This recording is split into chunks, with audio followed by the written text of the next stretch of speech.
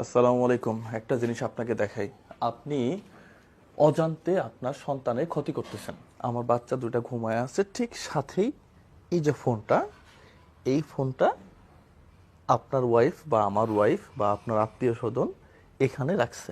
রাখার পরে এই ফোন থেকে যে মাইক্রোওয়েভ এবং রেডিয়েশন, এই মাইক্রোওয়েভ যখন এখান থেকে বের হচ্ছে, এই মাইক্রোওয়েভটা এই যে ছোট বাচ্চা এদের ব্রেনে গিয়ে ঢুকতেছে।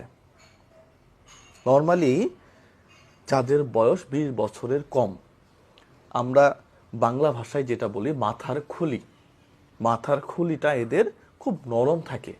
তার মানে এই যে ফোনের রেডিয়েশন এবং মাইক্রোওয়েভ, এটা খুব সহজেই এদের ব্রেনের ভিতরে ঢুকে যায়।